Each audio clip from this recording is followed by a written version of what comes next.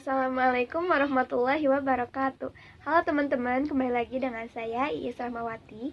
Di pertemuan sebelumnya kita sudah membahas mengenai pengembangan sistem informasi akuntansi. Di video kali ini saya akan membahas mengenai formulir. Yuk kita mulai. Apa itu formulir? Formulir adalah dokumen yang digunakan untuk merekam terjadinya transaksi. Mengapa disebut dokumen? Karena peristiwa yang terjadi di dalam organisasi itu direkam atau didokumentasikan di atas secari kertas. Lalu, formulir juga disebut sebagai media. Kenapa? Karena formulir digunakan sebagai media mencatat peristiwa yang terjadi di dalam organisasi. Lalu, berikut ini ada contoh-contoh dari formulir. Yang pertama ada formulir faktur penjualan, contohnya seperti ini. Lalu, ada formulir jurnal, contohnya seperti ini. Kemudian ada formulir rekening buku besar, contohnya seperti ini. Selanjutnya kita akan membahas mengenai jenis-jenis formulir.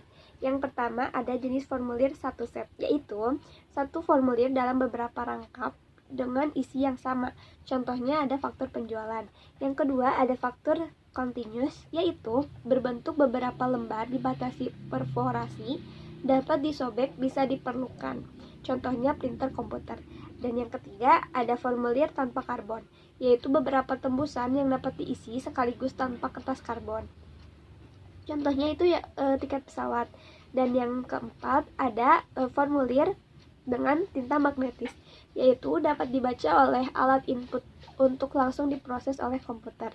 Dan yang terakhir ada formulir optical character recognition atau OCR, yaitu dalam bentuk angka dan huruf yang dapat dibaca alat input otomatis, ditransfer ke komputernya, nantinya ditransfer ke komputer. Apa sih manfaat atau kegunaan dari formulir itu sendiri? Yang pertama adalah untuk menentukan hasil kegiatan.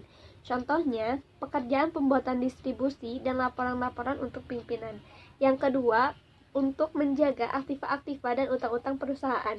Contohnya, penggunaan rekening-rekening sehingga dapat diketahui. Tiga, untuk memerintahkan suatu pekerjaan. Contohnya, surat perintah pengiriman barang. Yang terakhir, untuk penyusunan rencana kegiatan, penilaian hasil, dan penyesuaian rencana-rencana. Contohnya, rencana produksi untuk memulai kegiatan produksi dan untuk mengadakan perubahan terhadap rencana. Formulir itu sendiri dibagi menjadi dua golongan. Yang pertama itu menurut sumbernya dan yang kedua menurut tujuannya.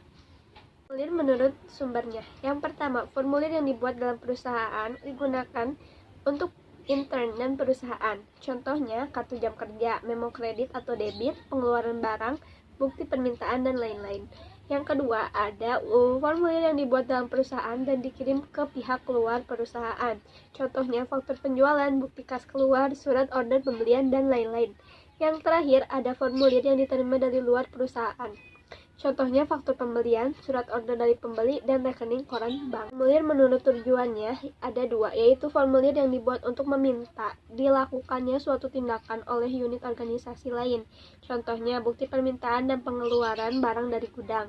Yang kedua, formulir yang digunakan untuk mencatat tindakan yang telah dilaksanakan. Contohnya faktur pembelian, faktur penjualan, dan kartu jam kerja. Terus seiring berkembangnya zaman dan sekarang semuanya serba menggunakan elektronik, maka terciptalah formulir elektronik. Di sini saya akan memaparkan manfaat penggunaan dari formulir elektronik. Yang pertama, tidak pernah kehabisan formulir. Lalu yang kedua, tidak pernah ketinggalan zaman.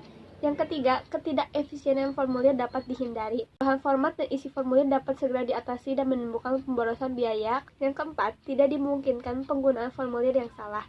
Yang kelima, kecepatan pengisian formulir. Yang keenam, penangkapan data dilakukan sekali. Dan yang ketujuh, tidak ada yang mengambang. Dan pemaparan saya mengenai formulir, semoga teman-teman bisa mengerti apa yang saya sampaikan.